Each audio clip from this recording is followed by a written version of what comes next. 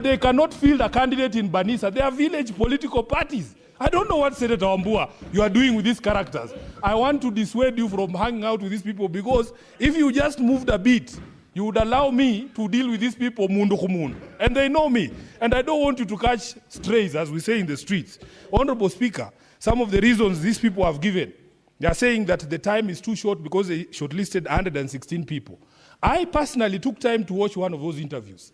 And I'm being vindicated because I said, these commissioners, the panelists, are talking too much. They like to listen to themselves. Instead of putting a question to a candidate and allowing them to talk, somebody is asking a windy, long question. And now I am being asked, after complaining that they are talking too much, they write to me to extend time so that we can listen to them more. We don't want to hear what you have to say. We want the candidates, the people who are coming to run elections, to speak so that we can know what they are all about. Therefore, Honorable Speaker, I want to conclude and say, even if I'm inclined, even if I'm persuaded, please, the sort of contempt that is being extended to this Senate will not be allowed to go on any further. Mr. Makanda should have known that there are 2 houses of parliament. He is a PhD holder, for heaven's sake. He should have written to our speaker and written to the Speaker of the National Assembly on the 20th, and we would have had time to debate this motion and give him what he wants. I thank you, Honorable Speaker. Senator Korir. Yeah, thank you very much, Madam Speaker. I would want to really support the motion which is in the floor of the House. Being a procedural motion, I would also want to just speak about the procedure, where I feel Honorable Senator has felt like it was an oversight to this House. The letter that was written to the Speaker of the National Assembly was written in the capacity of the Chair of the Commission, where it was supposed to be brought to the Commission, that is the committee, one of the committees in the Commission. And then after the committee has deliberated on it, is when now it was written to the 2 houses. And that is why it came to this House. There is a point of order, yeah, Senator Honorable Korir. Speaker. Just sit, there is a point of order. Okay. Senator Mandago, you want to?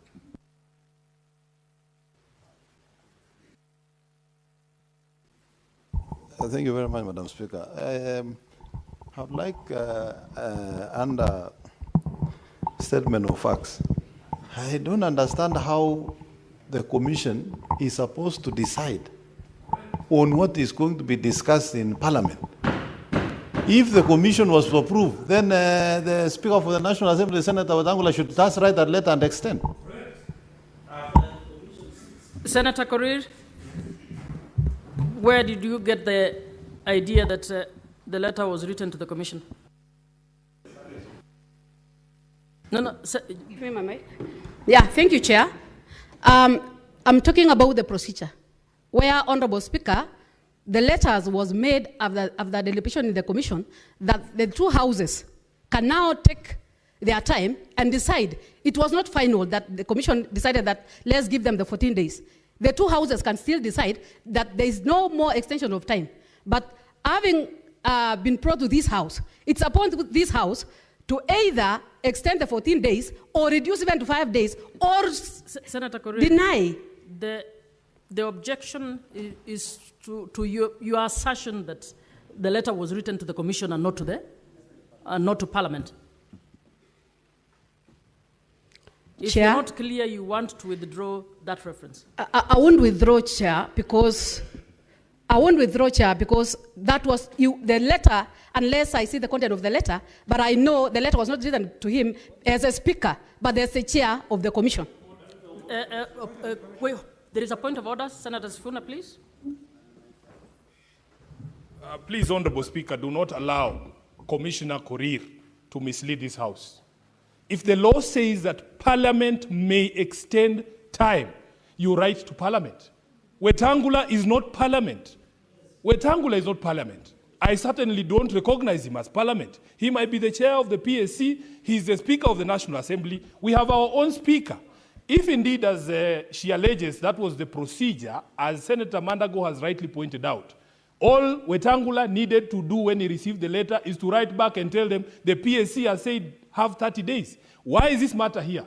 If she insists on that line, then we as a House should send this motion back to Speaker Wetangula, let him determine it accordance with those powers that Senator Korir says he has under the Parliamentary Service Commission. Senator Korir, let me guide you. No, there is no point of order on another point of order. She has just explained, please. Senator, can I first deal with the point of order that has just been explained by Senator? No, that is not the procedure, and you know that. Can we deal with the first, Senator Korir, have you seen the letter that was written? You may well be advised to withdraw your reference to the commission. No, if you've not seen the letter, the more reason why you must withdraw. I'm guiding you. Senator Munyu, Senator Kenywa?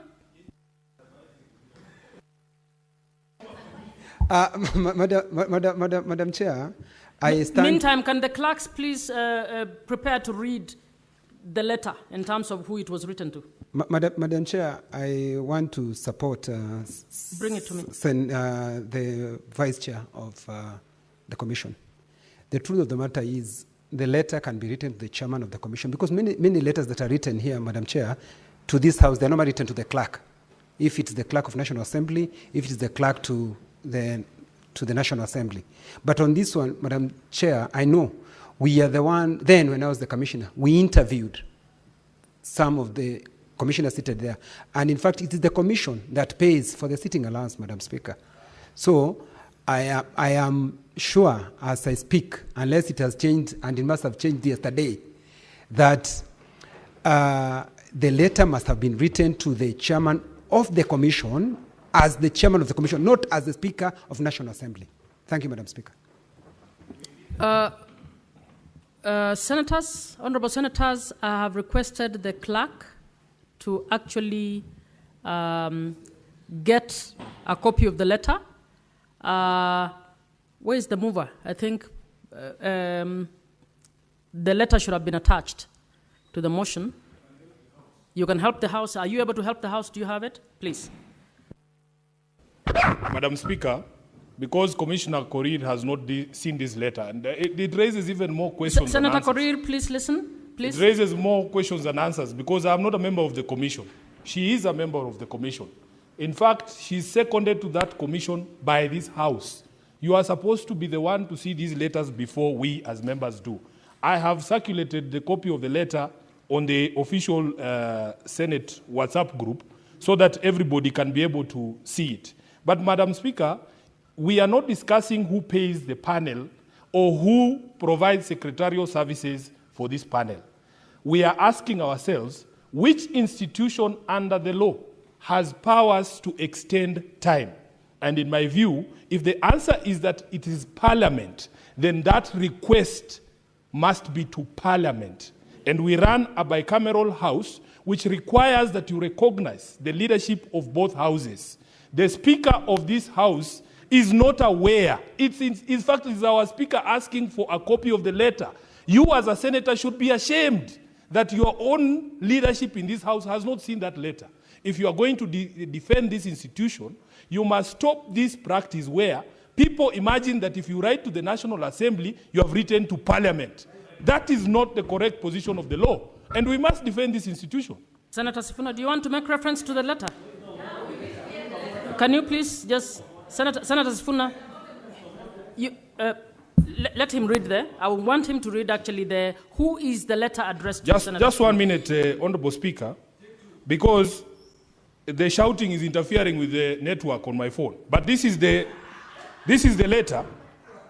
I have shared it on the official Senate business group. If you don't have a network, it's because Senator Kinyo is shouting. Honorable Speaker, the reference of that letter is SP/IEBC/CORR/2025/236 from the selection panel for the recruitment of nominees for appointment as chairperson and member of the Independent Electoral and Boundaries Commission. It is dated the 20th of March, 2025. It is addressed to the Right Honorable Dr. Moses F.M. Wetangula, EGH MP, Speaker of the National Assembly, and Chairperson, Parliamentary Service Commission. Now, Honorable Speaker. I think that's enough. Senator Sifuna, I think let's... I feel like there's more education to pass. No, it's Thank you, okay. Honorable Speaker. That information is what we are looking for. Senator Korir, can you proceed to the extent... No, it was a point of order where she was guiding the House that the letter should have gone through the Commission and the Commission to guide the House. Senator Korir, as you can see from that letter, it was written to Speaker and Chairperson of the Commission. So the letter is before the House as directed to the Speaker. Do you want to proceed? Yeah, thank you, Chair. Yeah, that was the clarity that we wanted as a House. And I also want to thank the Honorable Member because he's very thorough when it comes to the procedures. And it's clear that the letter also was copied to the Senate. So, and the reason why I'm raising this, Madam Speaker, is because... Honorable Senators, please. It is. No, what is your point of order? No, I don't want. Is it information or order? What is your point of order? Madam Speaker, I raise under point of order under Article 127 on powers of Parliamentary Service Commission. One of the functions of Parliamentary Service Commission. Can you? That cannot be a point of order. No, it is that you are trying to explain powers of the standing. No, I'm not explaining, order, but I'm Senator talking about the correspondence. So what is your point of order? Madam Speaker, it cannot be that Parliamentary Service Commission, the chairperson, Speaker Moses Masika Wetangula, Madam Speaker, cannot be the correspondent of Parliament as insisted under Article 93. Senator we must teach him, order, Madam Senator Speaker, this is free education. Order, yes. Senator Cherargei, you are abusing that space to actually make a point you want to make. Senator Korir, proceed. Thank you. Let me finish. Thank you, Honorable Speaker. I think Senator Mandago. Honorable Speaker, I think they are just wasting my time. It's just a procedure. Please save. And they have been read. The letter has been read by Senator Korir. Just let him be. Senator, please save Senator Korir's time. First, Senator Cherargei, you listen in silence. The order is understanding Order 105, statement of facts. The letter was copied to the clerk, not the speaker. Number two, we don't waste time in this house, we debate. There's a difference between being written a letter and being copied just for information. Senator Mandago, I overrule. She said the letter was copied to the Senate. To the clerk of the Senate actually represents the Senate. Yeah?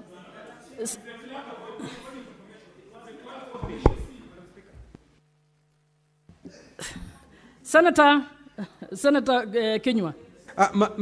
Madam Speaker, in this Senate, and I want to repeat again, and I had said before, Speaker don't receive letters. Letters are sent to the clerk. And in fact, from what he has said, Mr. Speaker, Madam Speaker, protect me from Senator Cherargei, please. I have not given you time to read. Senator Sifuna, I have not given you time. Please, let's listen to one person at a time. Senator Kinyua. Madam Speaker, the reason I'm saying this is because if you look at this letter, because now I can see the content, it was written to the Commission, Chairman of the Commission, and that's why you are seeing the Clerk of the Senate is written here very clearly, Clerk of the Senate and Secretary to the Commission. Because it followed very well. The person who was being written this letter is the Chairman of the Commission and being copied to the Secretary of the Commission. And there is no time, Madam Speaker. Senator Kinyua, you are wrong on that. It says Speaker and Chair. Let's not argue on that. Let's, Honorable Senators, I'd like to call upon all of you to actually allow Senator Korir to finish her argument on this issue. Senator Cherargei, please. Thank you very much, Madam Speaker. Mine is just to request the honorable colleagues that we need to agree. This is a very, I can't apologize, my friend.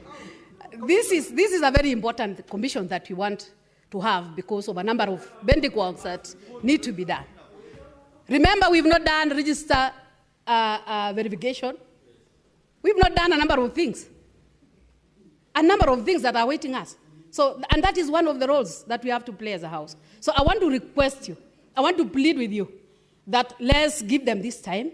It was within your hands to either reduce the number of days or even to reject.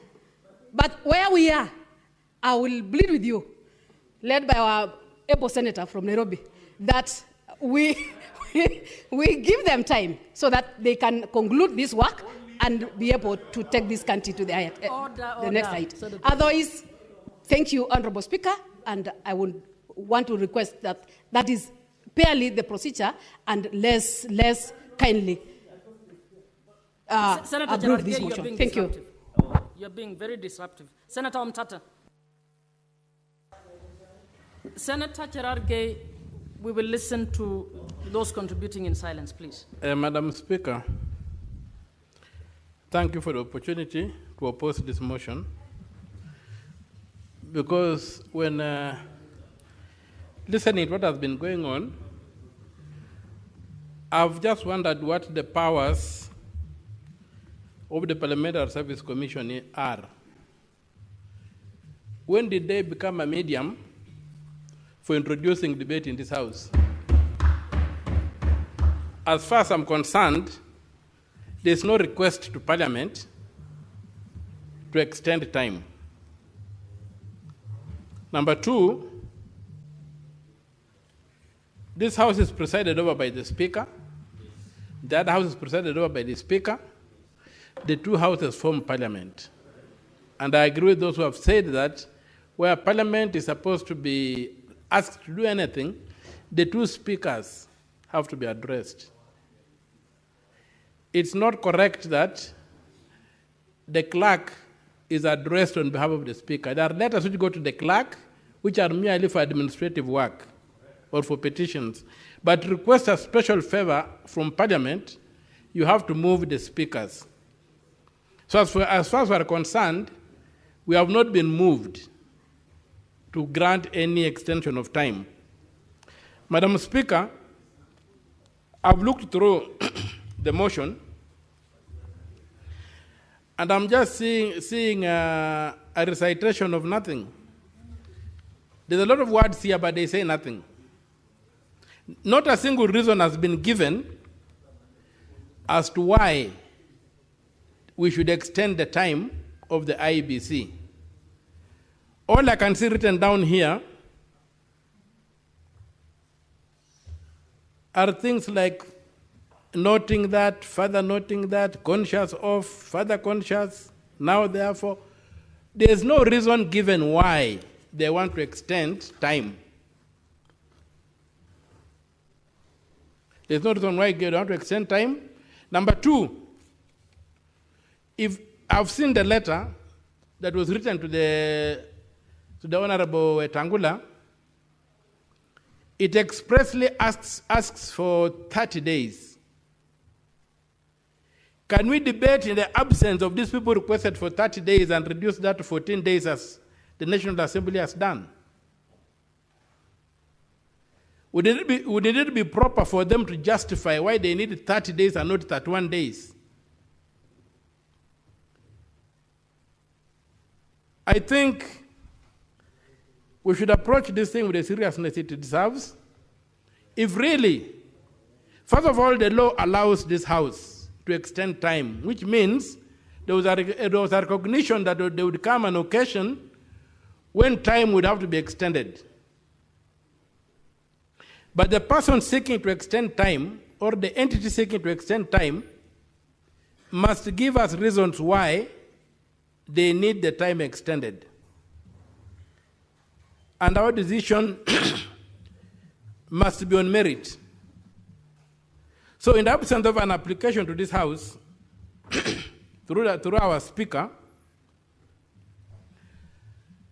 and in an believable decision by the National Assembly to assume that it knows that 14 days will be enough and not 30 days, without hearing the other party, and the failure for the other party to give any reasons why they want an extension of time, this being a House of record, I would not like to be associated with this kind of disregard for due process, disregard for the law, and disregard for detail. And so I oppose the motion. Thank you, Madam Speaker.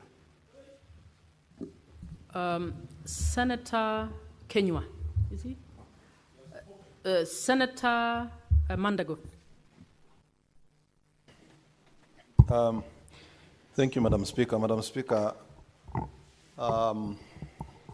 let me first say that indeed, as a country, we need the Electoral Commission in place as soon as possible. And we must appreciate that there has been quite some delay in the process. And in that delay, Madam Speaker, there are citizens of this country who are not being represented either in the National Assembly or in the Senate or even in the county assemblies, Honorable Speaker. And those citizens have a right to be represented, Honorable Speaker, and their matters to be heard through their representatives. In view of that, Madam Speaker, despite the challenges of the chair not writing to the Senate, and we take exception that there is contempt of this House to the extent that they seem not to understand that we have a responsibility as a Senate also to approve the extension of time for them to be able to conduct their work, Madam Speaker. I do support this motion that the time be extended for the selection panel to complete the process so that we can have an Iebc in place, Honorable Speaker. Honorable Speaker, successful election or credible election is also determined by the amount of preparation that is put in place to ensure that logistical issues are properly addressed, Madam Speaker. Madam Speaker, we don't want to run to 2027 and we have an electoral body that has just arrived shortly before elections, Madam Speaker. That would be giving room for those who will be selected as commissioners and chair of the commission, Madam Speaker, to give excuses of lack of preparedness for the election. I think as a House, Madam Speaker, and I want to persuade my colleagues, although I also agree with the sentiments of the Senator for Nairobi, that the chair of the selection panel should have noted. And secondly, Madam Speaker, that the chair of the Parliamentary Service Commission, who happens to be the Speaker of the National Assembly, should not receive a letter on 20th March and it is being supplied to us to discuss in an ambush kind of arrangement, Madam Speaker. Madam Speaker, I think some matters need to be taken seriously because it affects the nation. It can jeopardize the nation. If the Senate today decides they are not going to approve this extension, then we are likely to have, a rash selection of candidates that might, at the end, give us problems, Madam Speaker. Madam Speaker, having said that, I support the extension of time. I support this motion that we extend the time for the selection panel.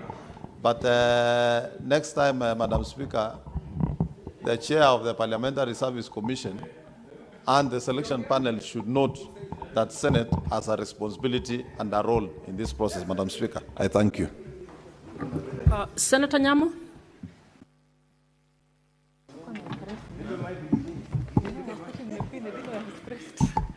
Senator Nyamo, are you ready or you're not? Thank you, Madam Speaker. I want to contribute to this motion. We know the hue and cry that superseded the selection of this panel. We know the long wait that the country had to go through before we get this panel in place as selected by the President. We cannot ignore the fact that the Senate should be given due respect and addressed in issues serious as this. But at the same time, we are here to serve the country.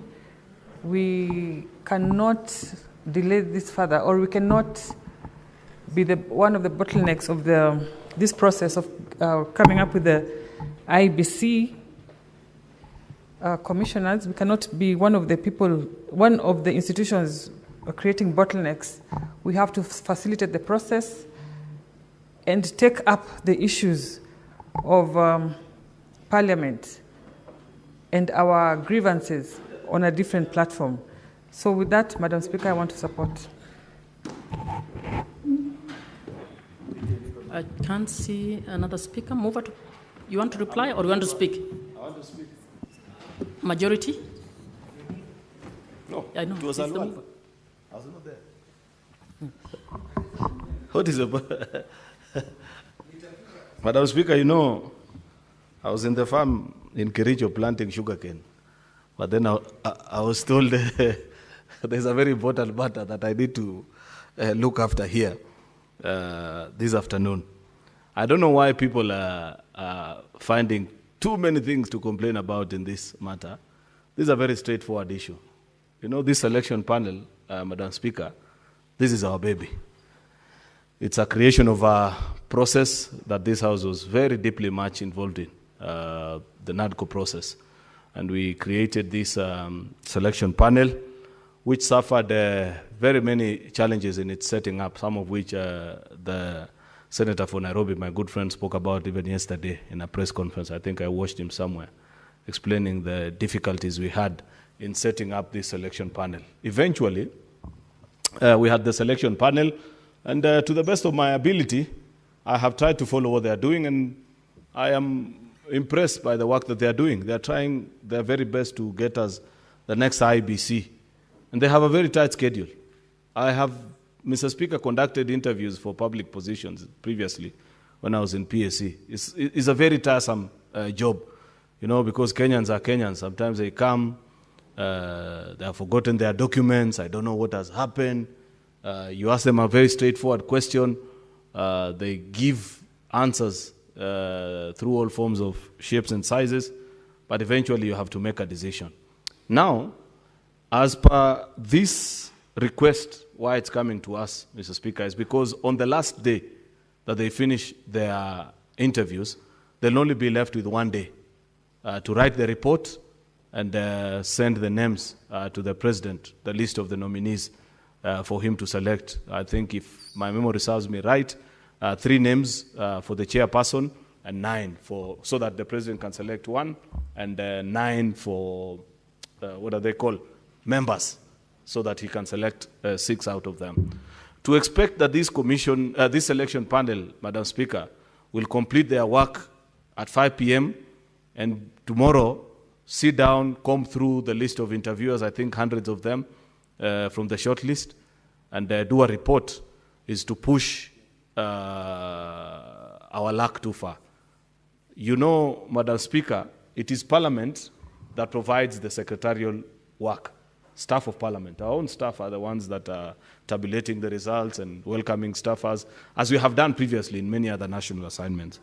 Therefore, this request came to PSC, Parliamentary Service Commission, which is a body that collates all or coordinates for all the nominating institutions.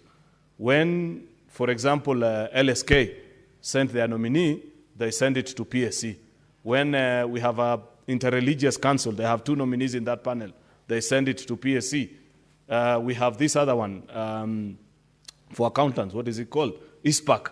They send their nominees to that. So PSC is a coordinating body. And the chairperson of PSC is the Speaker of the National Assembly. So it's important that we separate our issues. Sometimes we may not agree with the National Assembly on many things, and I've said all those things here on this floor. But it is important to also understand that he has another role. And in that PSC, there are 6 senators. The vice chairperson of Speaker Moses Wetangula is none other than Senator Joyce, who's seated here. So if, by the way, for whatever reason, that letter came in and it was urgent and it needed to be attended to, the person who would have processed that letter is a senator who sits in this house with us.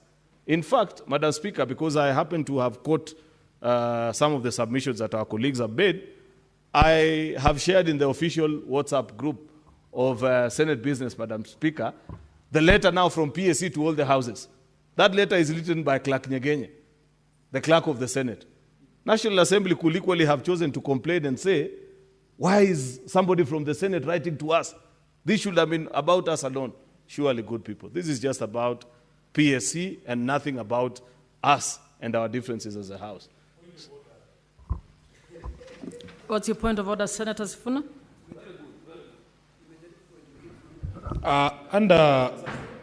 Yes, Madam Speaker, understanding on the 1014, it appears as if the majority leader is imputing very improper motive on our part to raise those objections. Yet the mover of the motion, who was standing in for him, has already apologized to us by for not supplying that information that you're now referring to the House prior to the motion. Majority Leader, you are my witness. We agreed, both sides of this House, the majority and the minority side, that we will not conduct business by ambush. That this information that you're putting out now should have been with the members before. And your colleague on the other side, who is also the vice chair of the PSC, she herself had not seen that letter. I mean, what are we to make of this? We asked our speaker, he had not seen the letter. We have had to get this letter from the National Assembly. So to be fair to us, when such a motion is brought, first we need to be informed, and it would have been nice if you had attached all this correspondence so that we don't have to make noise about what you're considering nothing. But for you to say that you don't understand why we are making noise is to be very fair, especially because you have come to the House late and you're telling us you're growing sugarcane in Kericho when I know it doesn't grow in Kericho. Sure. Senator Sifuna, Senator Majority, you can respond to that. Senator Sifuna has explained why members objected to this is a problem of these Nairobi people who grow kales or sukuma in gunias on balconies. They don't understand the geography of Kenya. There is a lot of sugarcane in Kericho, my good friend Senator Sifuna. Anyway, if that matter then has been properly explained to the House, then I'm satisfied. It's because of the messages that I saw from many people saying there's a matter that has arisen in the House and nobody appears to be clear about it. Then if it has been explained to the satisfaction of my colleagues, then I abandon that thought. And indeed, I agree with them that they needed to be in the know.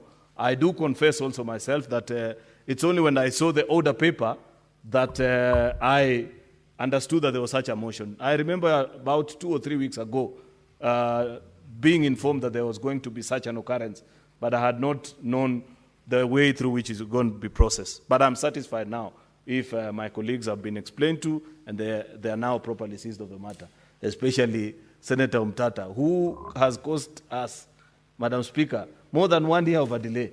You know, Madam Speaker, when we passed the initial law, it is this Umtata who went to court and said Parliament had allocated himself more than enough slots. Therefore, we reduced to 4 from the initial. I think we had, I think now we have 2 actually. Initially, we had 4 because of this good man that is seated here. But if he's come as he is, then it means that he's satisfied with what has been explained, Madam Speaker, and what has been done now. So with those many remarks, I want to urge that we give Iebc selection panel these extra 14 days that they are asking for. I hope they give us competent Kenyans, men and women of great character and quality that can serve this nation in a great way. There are many by-elections that we are waiting, and members of political parties are looking forward to nominate people, participate in those campaigns. I have not done a campaign, Madam Speaker, since 2022. And you know we have campaigns coming up in 2 years. I may have forgotten how to address a crowd. I need to test my vocal cords, Madam Speaker, somewhere. Either in Malava or Boni Kalwale. I will rely on his wisdom to tell me which candidate to support for our party, the UDA. Once we find that candidate, we meet and we square it out with Sifuna, because I'm sure he'll present a candidate. Much as I know his chances in Malava are very limited. That's what Boni Halwale has informed me many times, that is a corner of Kakamega that is completely yellow, Madam Speaker. Anyway, with those many remarks, Madam Speaker, I beg to urge my colleagues that we support this motion. I thank you. Thank you for this chance, Madam Speaker. The mover may now reply. Senator Halwale. Yes, Madam Speaker, I rise to respond. Or rather, to put it in a proper balance, to reply. To reply or to respond? To reply. You just got me when I was correcting. You know, Madam Speaker, I went to Malinya Primary School, where my headmaster, the late Andrew Makwaka, Imbundu, was very keen on English. He made sure we spoke good English. That's why you see me quickly run away from the word respond to reply. Unlike my kid brother Edwin, who was at Kakamega Primary School, he can't even remember the name of his teacher who taught him English. That's how Gen Z is. So, Madam Speaker, I rise to reply, and I want to thank all colleagues. The challenges raised, I have come in when the leader of the majority was responding to them. They were purely administrative, no ill intent. The point is made, and I look forward to us having a good chair of the Iebc. Nothing is greater. The history of chairing elections in this country is replete with all manner of challenges, and I hope that the people I saw being interviewed will be up to it. With those many remarks, I reply. Yeah? Let me see in the...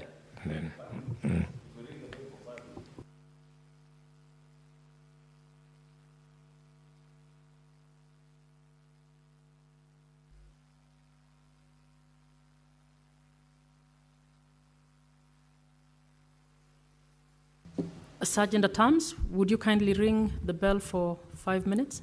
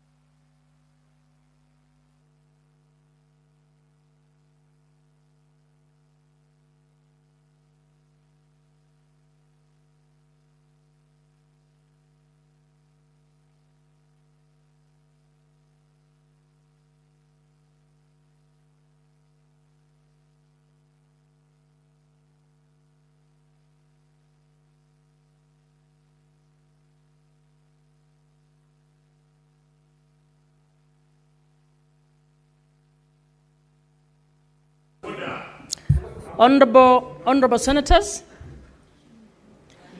Honorable Senators, pursuant to Standing Order 84.1, I wish to determine that this matter does not affect counties. Clerk, can you ascertain that we have quorum?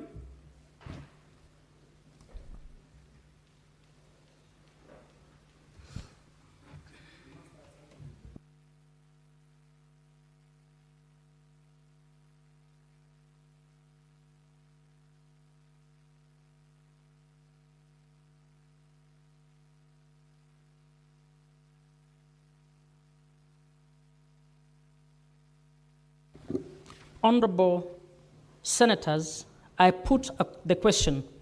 Aware that Vide Gazette Notice numbers 1901 and 2646, dated 14th February 2023 and 1st March 2023, respectively, His Excellency the President declared one vacancy for the position of the chairperson of the Independent Electoral and Boundaries Commission, Iebc, and 6 vacancies for the position of member of Iebc.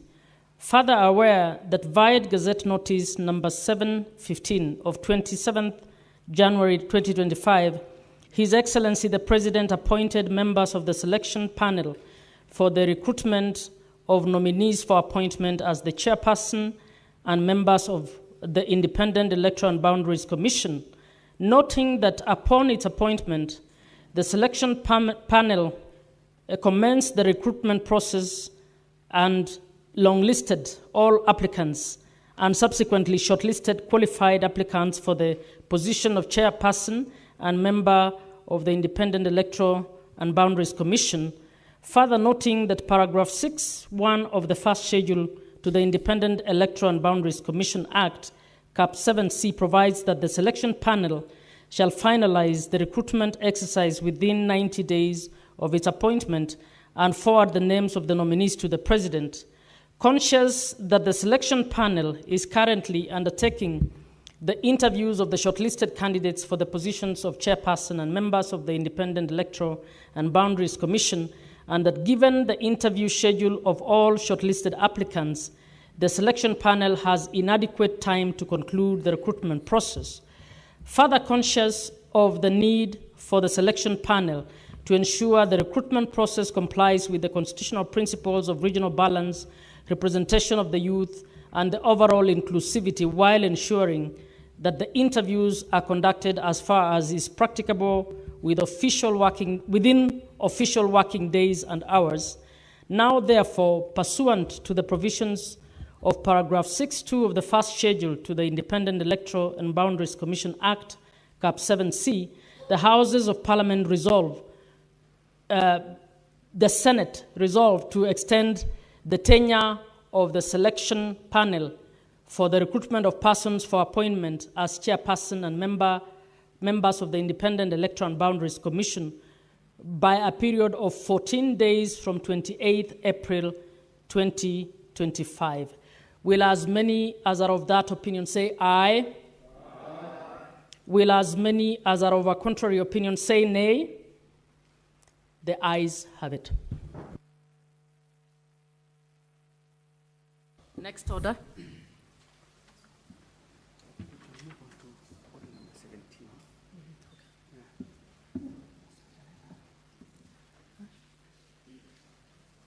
Say it quickly. Next order.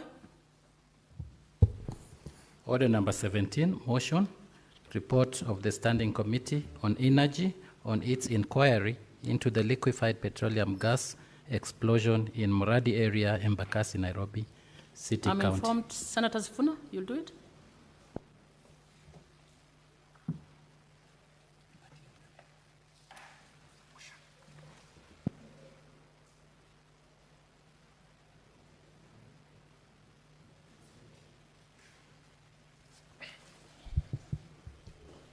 Thank you, Honorable Speaker. On behalf of the Chairperson of the Energy Committee, the Senator for Siaya, the Honorable Dr. Oburu Oginga Odinga, allow me to move the motion on the report of the Standing Committee on Energy on its inquiry into the liquefied petroleum gas LPG explosion in Mradi area, Embakasi, Nairobi City County.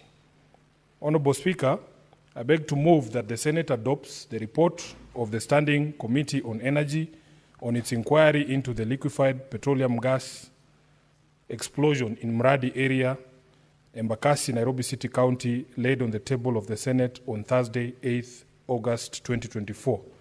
Honorable Speaker, as you are aware, I am a very proud member of the Energy Committee, and I have been so since the inception of this House.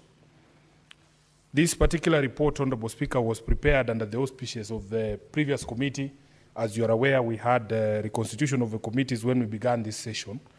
So if you look at the chairpersons forward, at that particular moment in time, our chairperson was the Senator for Nyeri, the Honorable Matinga Wahome, who now is a member of the Parliamentary Service Commission, which we have just been discussing right now, Honorable Speaker. Speaker, on Thursday, 1st February 2024, an LPG explosion occurred in the Mradi area of Embakasi, Nairobi County. The facility involved was an LPG plant used for storing and filling gas cylinders. This explosion claimed the lives of 11 Kenyans and left at least 280 other people injured. The explosion further resulted in a massive fire which spread to nearby buildings, causing extensive damage to residential and commercial properties. Following this incident, Honorable Chair, I had occasion, in fact, together with the area member of Parliament, the Honorable Babu Owino, and the party leader of ODM, the Honorable Raila Amolo Odinga, to visit this particular area. And we resolved, together with members of the committee, that we had to conduct an inquiry as to what led to this particular incident happening, with a view of making sure that it never happens again. Honorable Speaker, during the committee proceedings, we framed the deliberations in order to arrive or to determine the following issues as key issues for resolution. And the first reason was why the LPG refilling facility was located so close to a human settlement, the ownership details of the company that was running the facility, compliance to statutory and regulatory requirements of having an LPG refill and storage facility, details of LPG refill and storage facilities and their locations in the country, sorted per counties, and safeguards that the government has put in place to avoid a recurrence of the same. So during these deliberations, Honorable Speaker, we held 6 meetings as a committee, and I want to thank members of this committee, led by the then chairperson, for the dedication in order to bring some level of closure to the people of Mradi and the people of Nairobi in general. Honorable Chair, we held 6 meetings with key stakeholders, including the then Cabinet Secretary for Energy, the Director General of the National Environment Management Agency, the DG for EPRA, the Director and Gas Explosives Expert at EPRA. Then we had the Petroleum Institute of East Africa also appearing before the committee, and the Energy Dealers Association. With your permission, Speaker, I would just run through very quickly some of the committee observations during that engagement, and I've noted them down. Honorable Speaker, first of all, one of the key observations that the committee made is that there's involvement of multiple legal regulatory bodies in the licensing process, which creates a complex web of responsibility that somebody needs to obtain before they operate such a facility. The problem we have is that these various agencies that are responsible for giving these licenses do not speak to each other. So somebody will go to the county government of Nairobi and obtain a business permit saying they want to set up a shop somewhere there. And then they will go with that approval to NEMA, say we are setting up a garage. In fact, this particular site had been registered as a garage. And they didn't even have a license from EPRA to operate a gas filling plant. So that presence of multiple legal regulatory bodies and the fact that they do not coordinate and speak to each other when required to, then it causes that complex web of responsibility, and it is very difficult to pin somebody down and say you are the person responsible. As I said, that LPG refilling plant in Muradi was registered as a garage and not an LPG facility. So the county government of Nairobi disclaimed responsibility for any licenses that had been issued in this regard. But you will see from our observations and recommendations that there was also very serious dereliction of duty on the part of the county government of Nairobi when it comes to enforcement and inspection. Honorable Speaker, this complex web of many regulatory bodies led to the fact that this company, in fact, had a valid environmental impact license from NEMA, and the registration number is there, approving the installation of a 10 metric ton LPG storage and filling plant.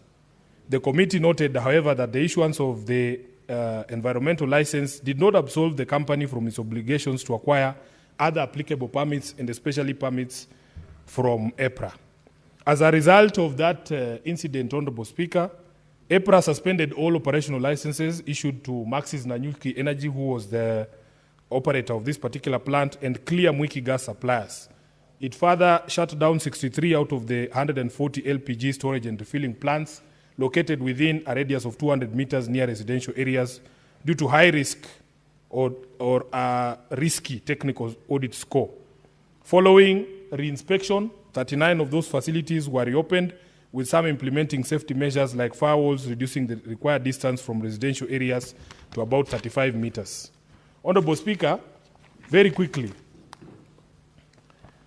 we made certain recommendations as a committee, and we are hoping that we will follow through after this House adopts a report. The first recommendation we made was that the DCI must investigate how Maxis Energy obtained an LPG storage and filling plant license, and those found culpable be charged in accordance with Section 99 of the Petroleum Act. In addition, the National Police Service and Directorate of Criminal Investigation should fast-track all pending criminal cases relating to non-compliance of LPG regulations. Honorable Speaker, we also recommended that the Ministry of Energy must expedite the approval of the LPG regulations of 2019, which have provided for more stringent compliance measures when it comes to operation of similar plants. And also, Honorable Speaker, that all licensing authorities, and especially the county governments, must enforce zoning boundaries prior to issuing any permits. Honorable Speaker, the committee also recommended that there will be no new petroleum facilities licensed in residential neighborhoods. And this is a matter that we took up with the Governor of Nairobi when he appeared before this committee last week, because we would want him to address the proliferation of gas filling plants and even petrol stations, especially in residential areas, which is something that causes undue and unnecessary danger to the people of Nairobi and other areas. Honorable Speaker, finally, we address the question of compensation for affected victims, and this you will find at paragraph 18 on page 12, that the affected victims should be compensated through the National Disaster Management Unit, whose main function is to administer a comprehensive emergency disaster program in collaboration with stakeholders, EPRA, and in order to save lives and protect property. Therefore, Honorable Speaker, we have tabled this comprehensive summary of the committee's findings, observations, and recommendations. And on behalf of the committee, we just want to wish the various to thank the various stakeholders who came before the committee and submitted their views, including the cabinet secretaries, NEMA, EPRA, PIEA, and the Energy Dealers Association, and the governor of Nairobi City County for appearing, and we hope that they will take seriously the recommendations that have been made by this committee. I wish to also acknowledge the 11 lives that were lost in the tragedy and the many people who were injured or displaced or who suffered loss due to damage to their homes and their businesses. This devastating event left a profound impact on our country, and our hearts go out to all those affected. As the committee responsible, we have made a commitment to ensure that the relevant regulatory bodies implement stricter safety protocols to prevent future incidents. Finally, I wish to thank the officers of the Speaker and the Clerk of the Senate for their support during the entire process of considering this matter. It is now my pleasant duty, Honorable Speaker, to table or to move this motion and to ask that I don't see any member of the Energy Committee, the majority leader, to second the motion. I thank you, Honorable Speaker. Majority Leader, please proceed to second the motion. Thank you, Mr. Speaker. Mr. Speaker, I rise to second, which is this report on the inquiry into the LPG explosion in Mradi area in Mbakasi. Mbakasi is where I grew up, Mr. Speaker, and any time such disasters happen, it reminds me that despite the fact that I have a position of privilege now, it may as well just have been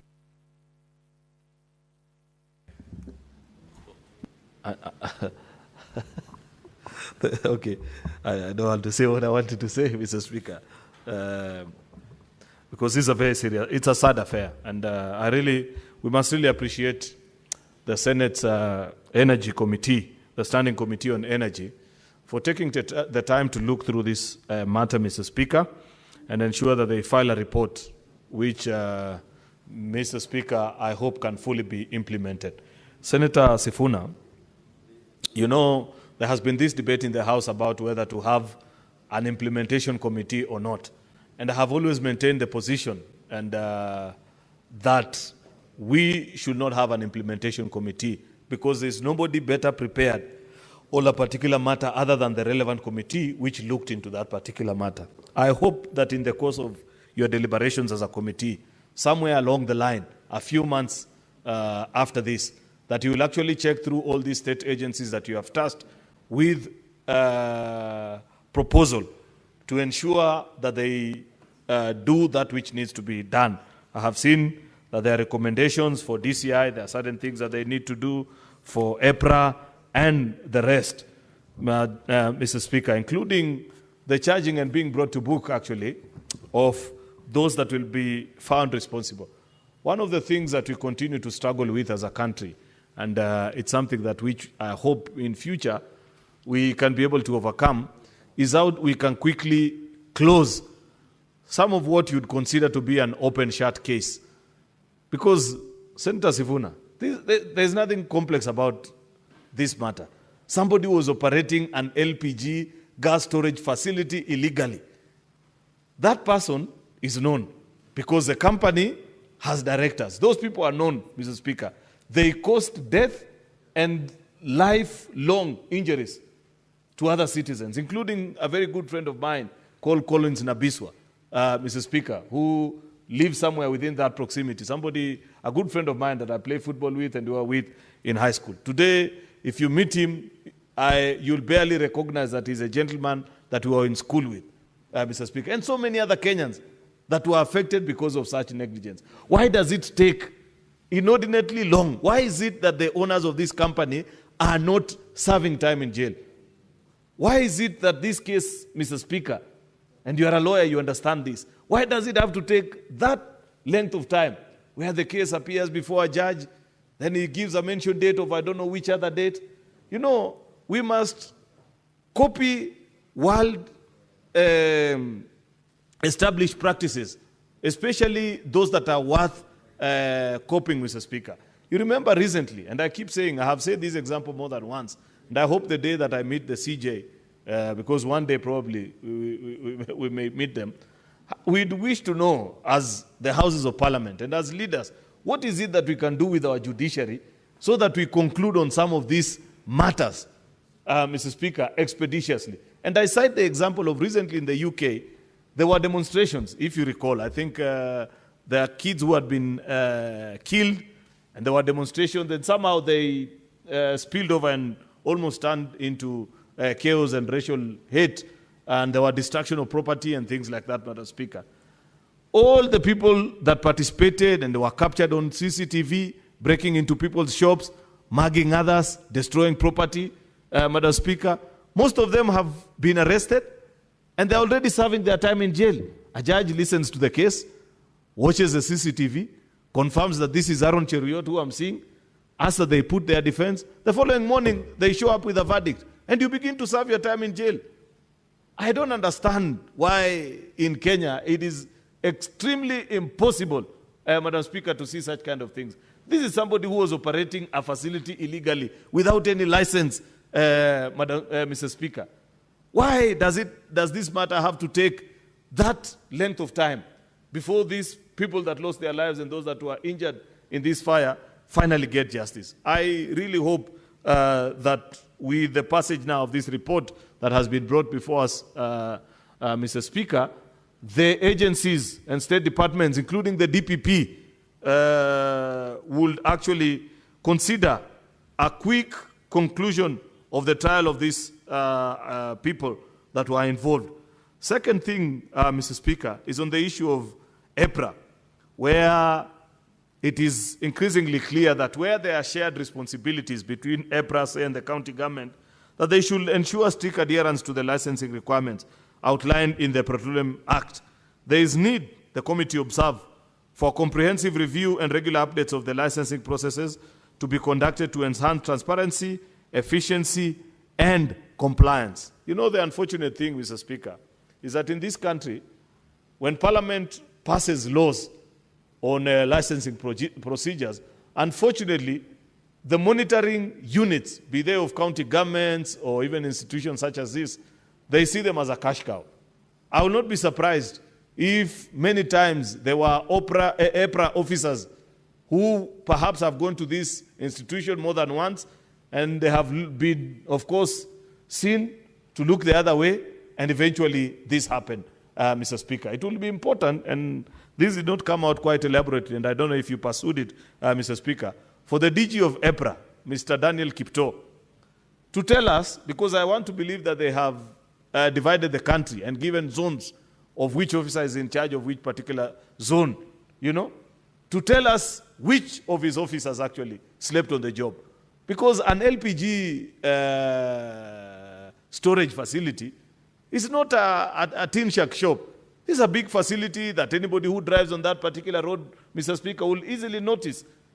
This facility, listening to the testimonies, if I recall, at that particular time when this incident was alive in the country, citizens said it had been operational for years, actually, and that people would go in, refill, and move out until this disaster struck. The question, Mr. Speaker, perhaps that we need to know, even today, is what is it that EPRA has done since the occurrence of this disaster to ensure that this never happens in any part of this country?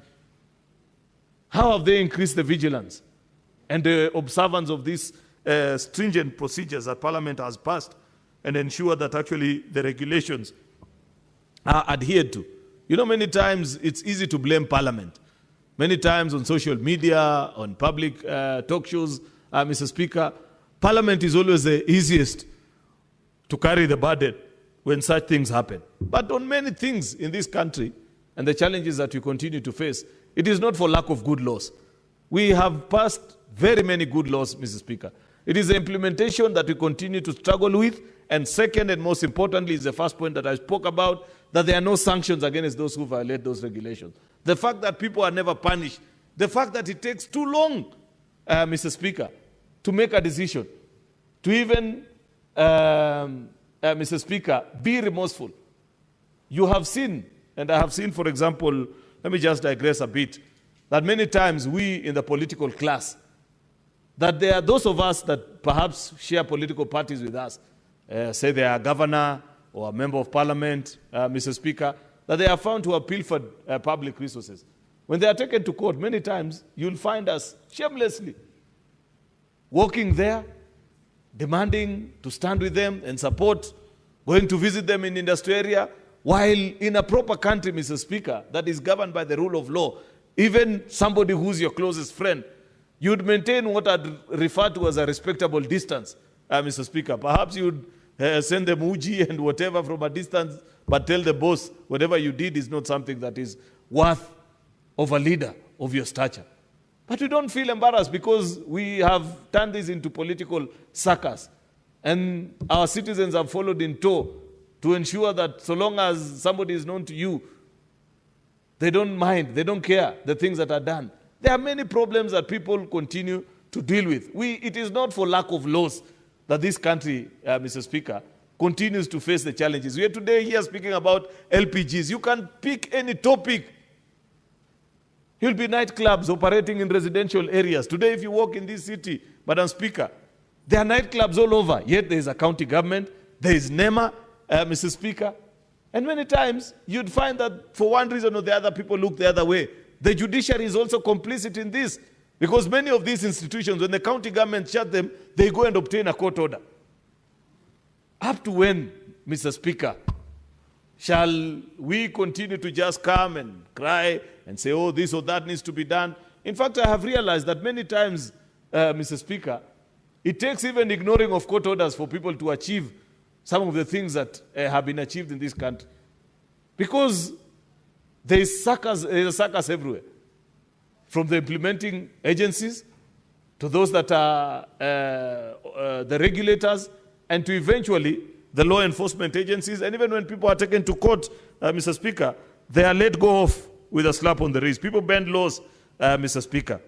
There is also a recommendation. There are so many recommendations to EPRA.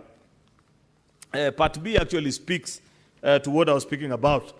This is to point to the fact that I had not fully read the report, but I now see that the committee actually went into this issue of zoning. A good one, actually, Mr. Speaker. That physical inspection should be carried out before issuing any license to ensure that the zoning laws are not breached. Because there are areas through which you cannot be allowed to run such a facility. These include residential areas, Mr. Speaker. If you are setting up an LPG storage facility, Mr. Speaker, there is an expectation that actually it will be in a certain safe zone, so that if there are incidences such as this, you don't have members of the public suffering. And the committee went into deep detail to speak about this. I hope we share these recommendations with EPRA and ask them actually to guide and lead us. There is also need to compensation of victims, that the affected victims should be compensated through the National Disaster Management Unit, whose main function is to administer comprehensive emergency and disaster program in collaborations with stakeholders, EPRA, in order to save lives and property. The committee therefore recommends that this report be dispatched to the following institutions. This is what I was speaking to earlier. DCI, EPRA, NEMA, Council of Governors, Nairobi City County, for the purpose of implementing within a period of 6 months from the date of the tabling, not even from the date of passing, just tabling like they have done. And I want to believe this report was tabled even earlier. Actually, it was tabled on the 8th of, 7th actually of August, 2024, meaning the 6 months are almost over. Actually, they are over. Perhaps at your next sitting, Senator Sifuna, you may want to ask your clerk to check with these institutions what they have done since your committee did a stellar job actually at looking into the recommendations of this particular committee. Therefore, Mr. Speaker, I must continue to pass a word of apology to the fellow countrymen that we lost, but I know it is not in our place as Parliament to just send a word of condolence.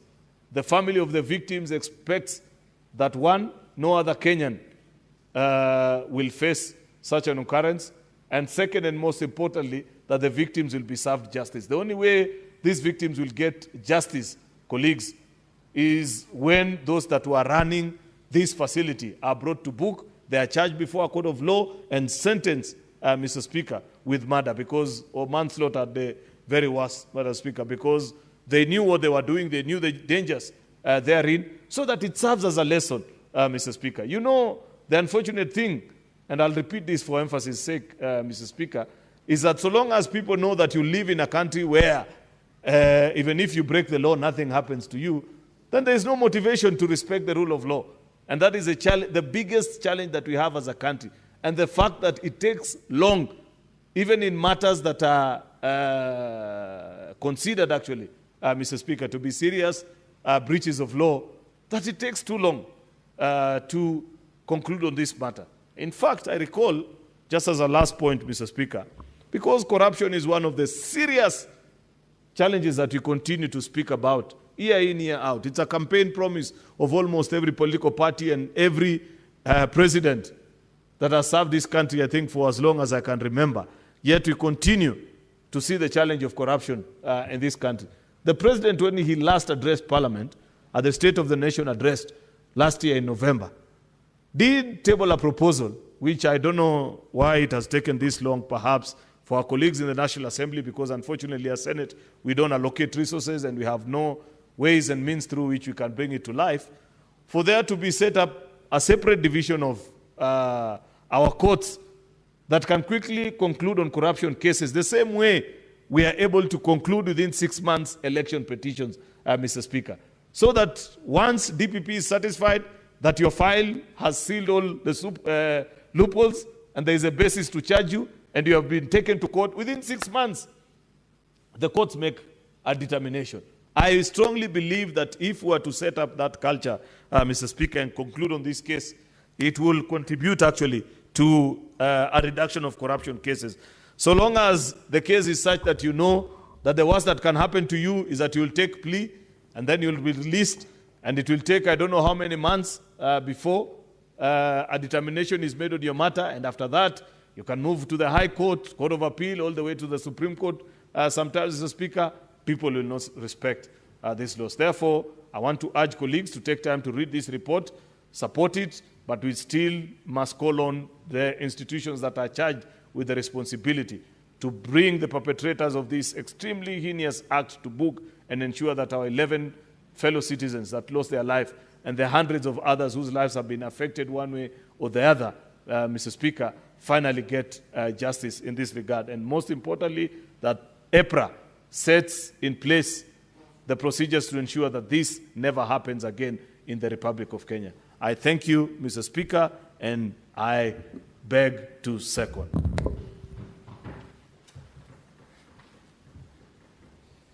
Now, Honorable Senators, I now propose the question that the Senate adopts the report of the Standing Committee on Energy on its inquiry into the liquefied petroleum gas LPG explosion in Muradi area, Embakasi, Nairobi City County, laid on the table of the Senate on Thursday, 8th of August, 2024.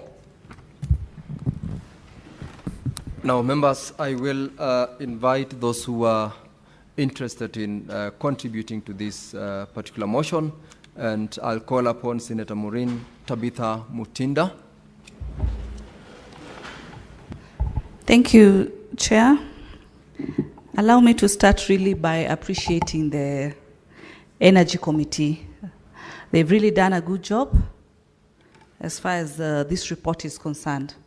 It's a very important report, Mr. Speaker, because when this incident happened in Embakasi, I was able to appear. I was able to get to site. And Mr. Speaker, when I recall that particular day, it's really a very, very sad day. Mr. Speaker, coming into terms with what had happened, seeing young children, mothers, men, some lost their lives, some trying to come to terms with what had happened. And Mr. Speaker, seeing them in the condition that they were, their skin, really burned. It was really, and it really is a sad day to remember. But I'm happy that the Committee of Energy was able to take up this matter. And looking at the report briefly, as I've just brushed through it, Mr. Speaker, there are different bodies and different stakeholders that when it comes to matters energy, different stakeholders come together and have the mandate to license these businesses as far as LPG gas is concerned, Mr. Speaker. And they range from the counties themselves, especially Nairobi County, which now offers the business license and permits. We also have institutions like NEMA. We also have EPRA, Mr. Speaker.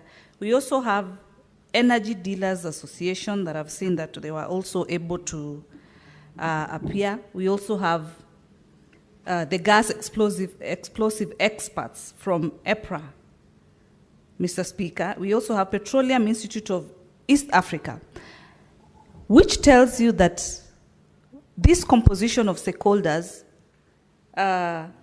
is very important because it is them who guide as far as the policies are concerned. And these policies, having just briefly looked at the report, these are policies that also talk about construction permits. You have to be given approval to be able to do the construction of a site of LPG. You have to have also be licensed as far as the facilities are concerned. So it's deeper. It's not something, it's not just any normal business. They will just decide to operate a specific business, but it requires intense policies, intense adherence. Mr. Speaker, what I'm simply trying to say is, if the different institutions were able to ensure that this company, I think it's called Maxis something, Energy Petroleum, were able to adhere to the standards, we will not be even in this position discussing what transpired, Mr. Speaker. People lost lives, Mr. Speaker. People lost their enterprises because I saw business people who have lost 99% of their stocks, of their businesses. They had to shut down, they had to restart, Mr. Speaker. So if the different stakeholders would ensure, from this report I've seen over close to 140 petroleum businesses that have been licensed, then it is a high time that they ensure they get to the bottom to ensure that the standards that are required for one to be able to set up these facilities, they have adhered to the requirements that are in place. As I've listened to the majority speaker giving his submissions, Mr. Speaker, he's mentioned on the issue of corruption. This is not the first time in this country that we see such explosions taking place. And God forbid that we do not wake up again in the near future and get such news, Mr. Speaker. I would also wish that the committee takes it further, that the licensed, approved companies by the recommended institutions, they give further report on the status, the current status of these particular facilities, the inspection reports, the status, in short, of the condition of these particular companies. Because sometimes you realize out of these 140 companies, Mr. Speaker, you realize probably one individual owns like 5 of them, but the names are just different. So if he has decided to do shortcuts, Mr. Speaker, it will not just be one facility, but it will be the 5 facilities that this person is operating. So it is important that the committee takes advantage of the companies. The report indicates the companies that are licensed. Then they go deeper to get into understand the status of these particular companies. Have they adhered to the policies, to the requirements as far as KEB standards are also concerned, NEMA standards, the EPRA standards that are needed. The counties also themselves to be able to ensure, because all these companies cut across all the 47 counties, but Nairobi has majority of these particular companies. So you find that also whereby these approvals are given, and yet this company is within an estate, is within households, homesteads, Mr. Speaker, then that's an automatic risk. We've seen earlier whereby we've said clubs or what do you call them, clubs and pubs should not be next to the learning institutions, Mr. Speaker. But then, because of corruption, this takes place, you know.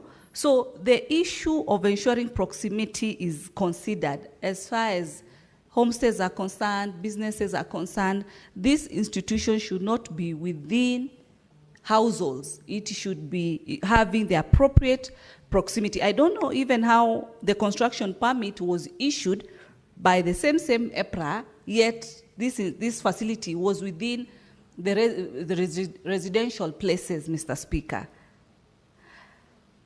the culprits should now be brought to book. People lost lives. That is equal to murder. The law is there. It's very clear, Mr. Speaker.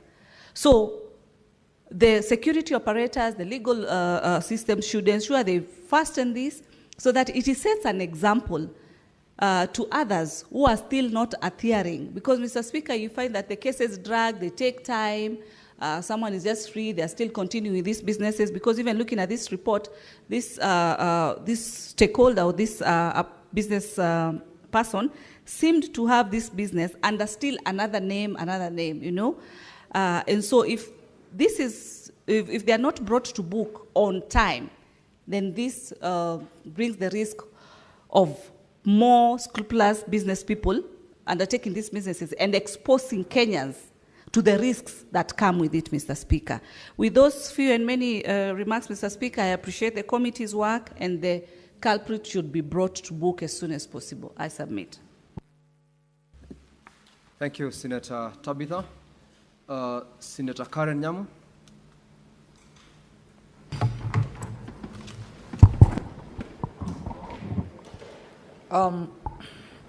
Thank you, Mr. Speaker. I have followed keenly as Senator Sifuna presented that report from the Energy Committee. I am happy with the recommendations, and I note that that company that caused this tragedy in Embakasi, Nairobi, had unsuccessfully applied for licenses for the permit to run such a facility 3 times from EPRA. They were denied. The neighborhood had also complained to NEMA about the potential threat of having operations of such nature in such a densely populated area, like you know Embakasi is. The Energy Committee has done a good job. I have listened to the report. It is very thorough. And all I can say is that we hope that every single recommendation in that report is going to be implemented, not only to punish the errant company, but also as a deterrent of practitioners in this space to ensure that the lives of Kenyans are protected, and also as a deterrent of these bodies who issue the permits, to see how they can have a coordinated approach so that you don't get a permit from EPRA and go ahead and get denied in NEMA. You meet the requirements in EPRA, but you fall short of requirements of NEMA, and so forth and so forth, Mr. Speaker. If, as a House, we can, I think I have heard Senator Sifuna referring to such a recommendation that we have a unified permit for such activities, if anything, to protect the lives of Kenyans and to have a conducive environment for such operations. Thank you, Mr. Speaker. Thank you, Senator Karen. Senator Samson Cherargei. Thank you, Mr. Speaker, sir. And thank you for holding forth. I saw you in the morning busy grilling your governor on issues of status of education in Bomet County. And I hope the governor was not crying, because the pictures we are seeing, I hope he had a problem with his eyes, because the pictures we are seeing. Maybe when you will get a chance, you will be able to tell us. Thank you, Mr. Speaker. I think I rise to support this motion. The issue of, Mr. Speaker, we were horrified when, and I want to ask EPRA, Energy Petroleum Regulatory Authority, under the law they are supposed to regulate, Mr. Speaker, sir. On many occasions, Mr. Speaker, sir, how would you allow, Mr. Speaker, a LPG gas company to operate within the residential area, Mr. Speaker, sir? This country, there is so much impunity that even Jesus Christ was to come back to Kenya, he would be worried because we have so many laws, many good laws, but the implementation and effectiveness of those laws, Mr. Speaker, sir, no one is complying with. The IPRA should have not even licensed such an LPG gas that is within residential area, Mr. Speaker. Even when we passed the issue of Alcohol and Control Act, the famous Mututo law, the issue of churches and mosques within residential areas. I have seen here in Nairobi, and my two sisters, Nairobi delegation, Senator Karen Nyamu and Senator, my good sister, Senator Mutinda, will tell you, I normally see environmental compliance officer running around in Nairobi trying to tell people you cannot operate disco, you cannot operate mosque and churches within residential area, Mr. Speaker. Even the opening of bars, you cannot open within schools. There is a regulation that has been given, Mr. Speaker, sir. And therefore, we were horrified, and I think the least the Ministry of Energy, through EPRA, and other agencies can do is to compensate these families for the loss of lives and loss of property, Mr. Speaker, sir. We cannot allow as a country that the only thing EPRA is good at is to regulate prices. That is not what the law provided for EPRA only, Mr. Speaker, sir. EPRA under the law has more mandates than just telling us the price of petrol is 200 shillings, tomorrow is 100 shillings. I think there is a big confusion with even the management of EPRA that their work is to tell us whether fuel prices has gone up or has down. They must tell us when they are issuing licensing, who issued. Mr. Speaker, you being a senior lawyer in this country, know that there is what we call criminal negligence. Who issued this license is a residential area. Why are we closing alcohol places and outlets within schools, around schools, Mr. Speaker? It's because we want to comply with the law. And therefore, the loss of life in Embakasi East in Muradi area and also lives of property should be thorough, Mr. Speaker, as we talk. There should have been investigation and prosecution of the owners of LPG company, officers from IPRA who approve, officers from Nairobi City County, Mr. Speaker, sir. They should be in court facing prosecution for criminal negligence for the loss of property and lives, Mr. Speaker, sir. And therefore, I want to thank the Committee of Energy.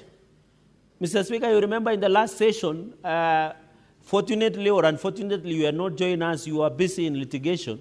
We were able to sanction the Minister of Energy then. Then the Minister of Energy was being sanctioned by this House. We must, you remember the Solai Dam strategy, Mr. Speaker, although you had not joined us. This House, when Chief Kiragu and County Commissioner and Canada were taking 20 million to families in Solai, it is the Senate that refused. And I'm happy up to today, the owners of Solai Dam, the likes of Patel, Mashakuru, are being prosecuted for criminal negligence for the loss of life on Solai Dam tragedy, Mr. Speaker. So on this LPG case that happened in Muradi area in Embakasi, Mr. Speaker, the EPRA must be charged, officials who approve. The environment, there is no much to expect from Nairobi City County. Because if the other day they were dumping garbage at the steamer house here in Nairobi, Mr. Speaker, there is nothing much to expect from them. Mr. Speaker, you have seen the issue of compliance officers and the EPRA, Mr. Speaker.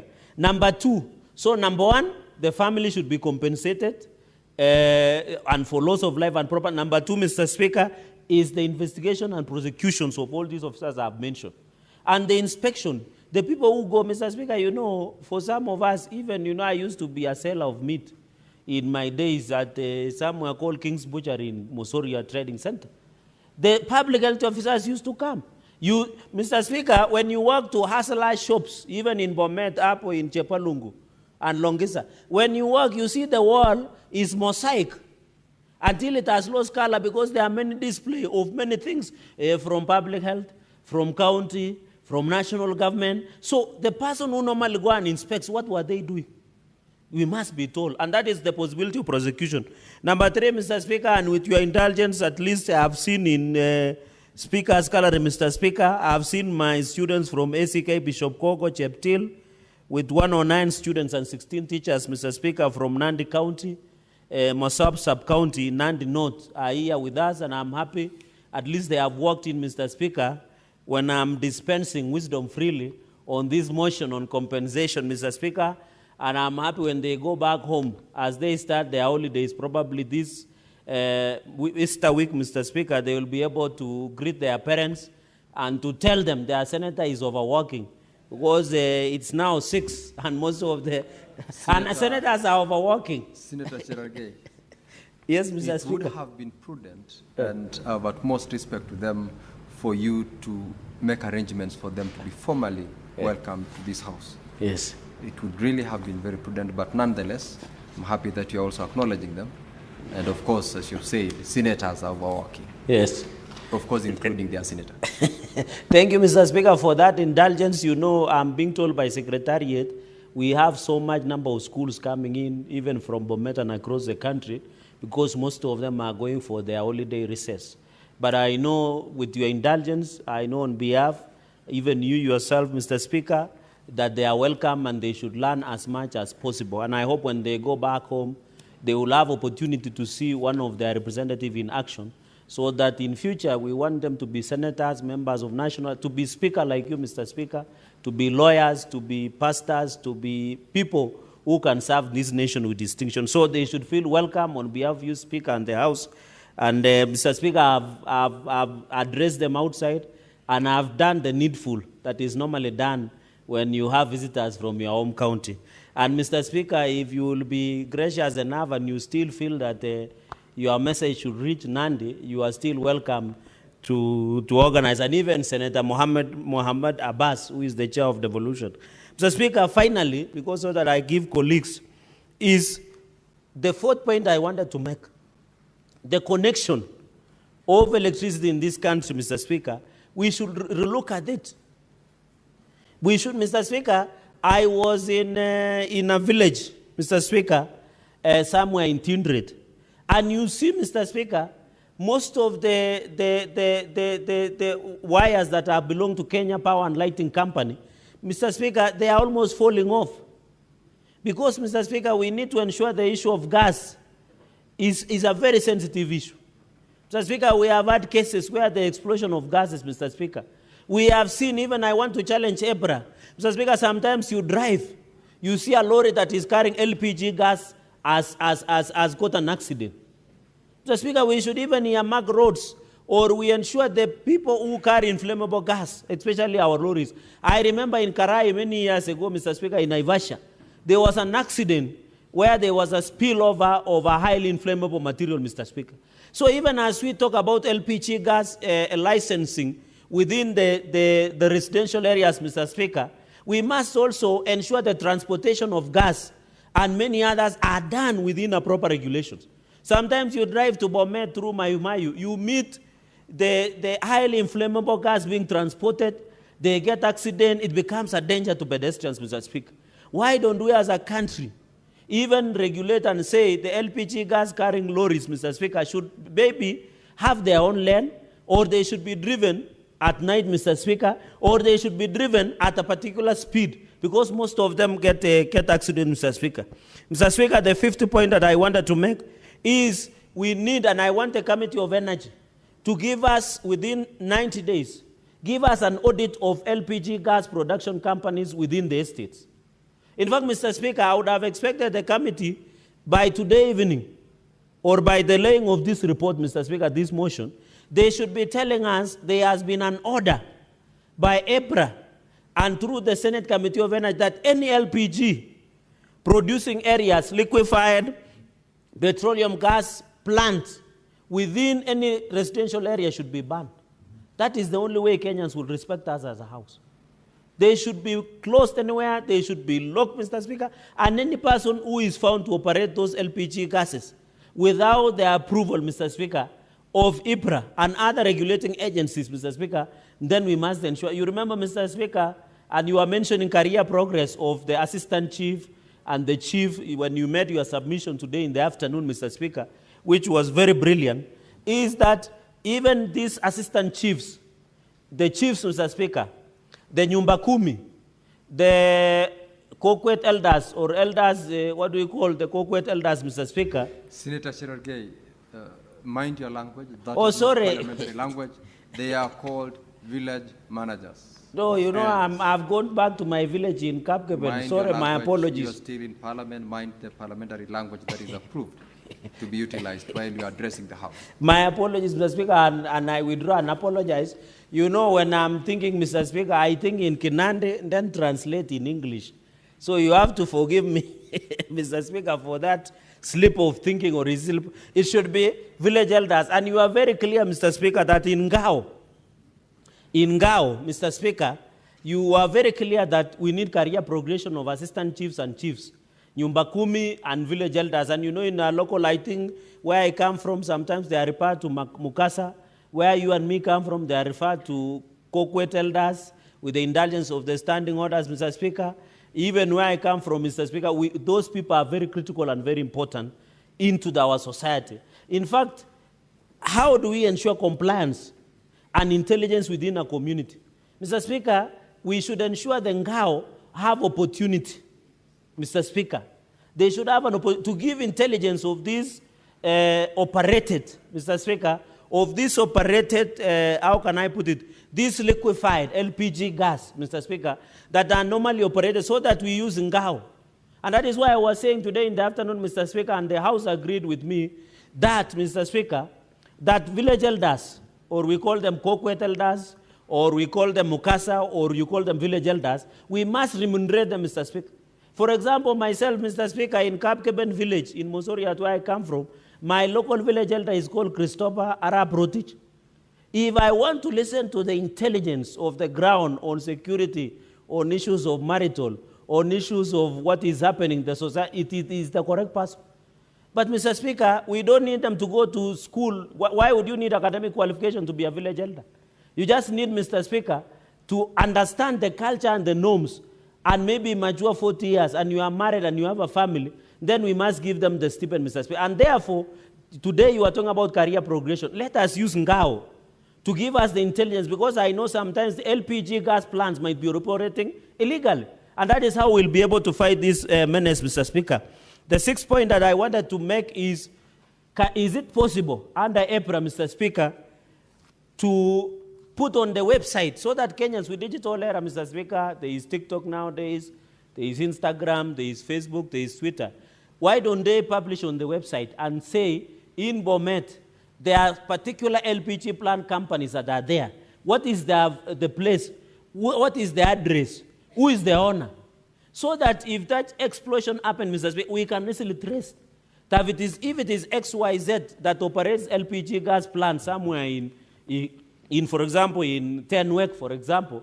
I know Tenwek has a very good hospital, and I'm happy you just opened a new wing. I think also you are alumni of Tenwek High School, and I'm happy that school, I saw former Franklin Bett was wearing a shirt, or Kinyasa in indulgence. I didn't see you wearing, but I hope in future you can wear the old uniform, Mr. Speaker. So, well, let us know if, for example, in Tenwek, for example, is there an LPG gas plant, Mr. Speaker, so that we can audit, so that when we tell Wananchi, Mr. Speaker, go and confirm. Nowadays, with the era of information, it is very easy, Mr. Speaker, that we are going to ensure, Mr. Speaker. Mr. Speaker, and therefore we must give even your visitors that are still here, Mr. Speaker, you know they were quite a number. They were 109 students from ACK Cheptil, ACK Bishop Kogo Cheptil School in Masab Sub-County, Nandi North, Mr. Speaker. There were many of them. Now this is a generation of information. In fact, these young girls and boys who are seated here know more than us, because this is a generation of digital, this is a generation of information. They know a lot of things, unlike our era, Mr. Speaker. I don't know the other ones who are called Gen Z. There is the Alpha. I don't know which group is this. But they know much more than we know as during our era, Mr. Speaker, because this is a digital and information age, and we want to wish them well as they go back to school and continue to learn, Mr. Speaker. So on this issue of regulation of EPRA, we want to urge them, Mr. Speaker, let us have people who do their job. EPRA, your job is not only to read the prices of petroleum from January to December. Let us see EPRA in action, Mr. Speaker, so that we are very ensure, Mr. Speaker, so that there is accountability. I know for us politicians, our accountability is quite high, Mr. Speaker. But I've never, when we want to hold accountability to these people, Mr. Speaker, they find it very hard to be accountable, Mr. Speaker. Therefore, I want to say this motion and the report of the Committee of Energy on the issue of inquiry into the LPG gas explosion in Muradi area, Embakasi, Nairobi City County. The Kenyans who lost their lives and property must be compensated. The people who committed criminal negligence, including the owners, regulators, and approvers, must be criminally charged for criminal negligence. And finally, Mr. Speaker, the LPG gas plants in our estates, in residential areas, must be immediately shut down. And finally, Mr. Speaker, compensation must happen. And finally is to urge EBRA to do more than just reading the prices of fuel from January to December. With those many remarks, Mr. Speaker, and indulgence, I beg to support this motion that came on behalf of the Energy Committee on the issue of LPG and in Muradi area in Embakasi constituency in Nairobi City County. With those many remarks, Mr. Speaker, I thank you.